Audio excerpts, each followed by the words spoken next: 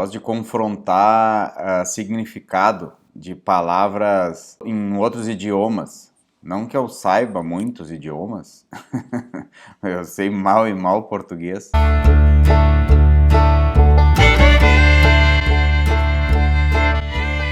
Tentar entender o sentido daquela tradução na outra língua e a gente vê que enriquece o próprio significado na nossa própria língua, né? Eu vou dar o exemplo de limite, que esses tempos eu estava pensando nisso, daí resolvi falar disso, depois que eu li o negócio do Hegel. Que limite, né? O que é limite pra gente? Limite é o final de alguma coisa, né? É a transição de alguma coisa para outra coisa. Tu tem limite, tu dá limite, o limite de uma cidade, e boundary é limite em inglês. Vem de bound, e bound é o adjetivo de bind. E bind significa ligação. E daí, passando essa reflexão aí de boundary e bind para nós, para o limite, eu me dei conta disso.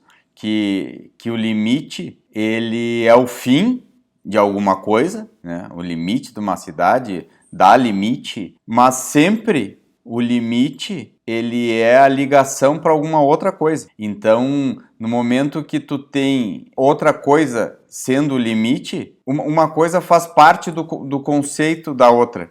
Sei lá, por exemplo, o limite de lugar, de cidade. Então, a fronteira daquela cidade, o limite daquela cidade é quando começa uma outra cidade. Existe uma ligação de uma cidade com a outra. Existe um fim e o fim ao mesmo tempo é o início. E para tudo é assim. Daí o Hegel disse isso. Existe o ser determinado. O ser determinado é esse ser que ele é aquilo naquele momento e a única coisa que tu consegue conceituar ele é que ele não é uma outra coisa, ele é aquilo.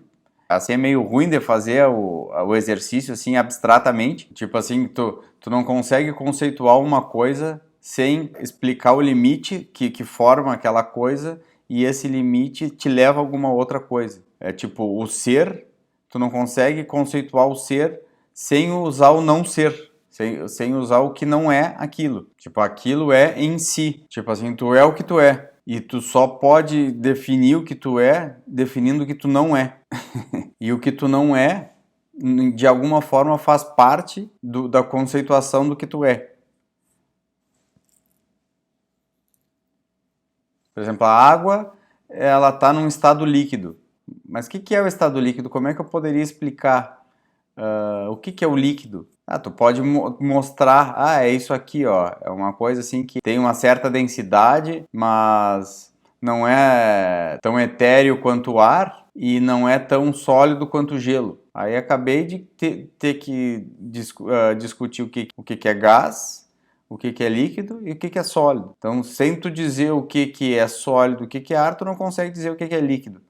É meio por aí, mal comparando. E no sentimento a mesma coisa, né? Daí no fim, tudo que é determinado pelo que não é. E tudo tem um limite que vai se esvanecendo até chegar numa outra coisa que daí ali é o seu limite. E que existe essa transformação de uma coisa para outra coisa. Tudo isso é algo amparado pela lógica. A gente não consegue pensar em uma coisa que não exista. Mesmo assim, o limite do nada, né? Tipo, o vácuo. Não, mas o vácuo vai ser a matéria, que o limite é a ausência de matéria. Mesmo assim, tem que definir o que é vácuo, que é a ausência de matéria, então é alguma coisa.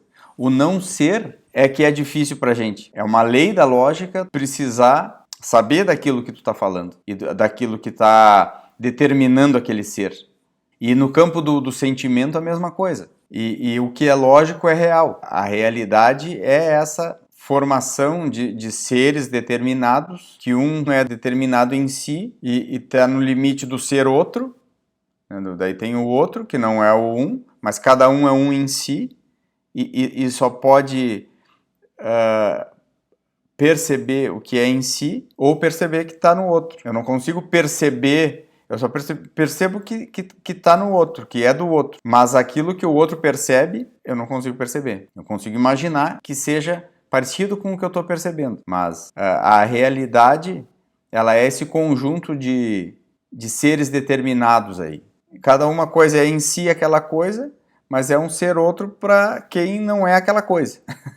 É ruim isso aí, é ruim de pensar, é ruim de falar, mas isso que daí o Hegel chamava de diversidade, que seria o ser externo, que seria a natureza. Então, uma composição, né, de tudo que é determinado, e determinado pela lógica. E que uma coisa pertence à outra porque ela é o limite da outra. Uma coisa é limite da outra coisa.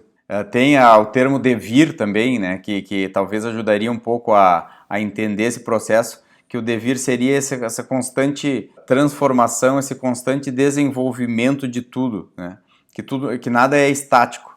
Cada coisa é estática no seu instante, mas no momento que passou aquele instante, ela é um devir. Ela é uma sequência ou uma consequência, ou seja, que ela é uma constante mudança.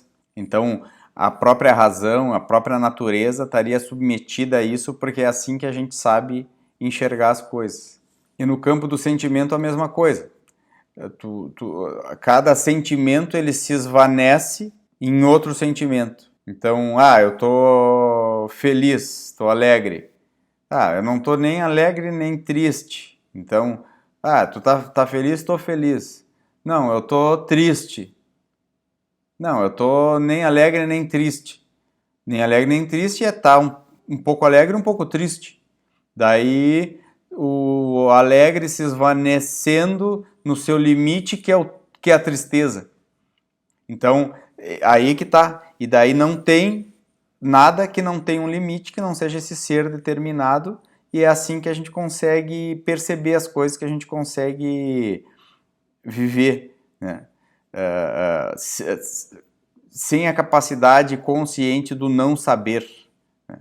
Não vou entrar em consciência ou consciência aqui, mas que também é legal, né? Pode misturar tudo isso daí junto e ir para o lado do inconsciente utilizando esses conceitos aí. Mas, então, assim, só para exemplificar, para falar um pouco de sentimento, sei lá, eu odeio aquela pessoa, né? Ou eu odeio o que aquela pessoa fez para mim, ou eu sinto raiva de determinada pessoa. Normalmente essa pessoa nos afetou porque a gente sente alguma coisa por essa pessoa.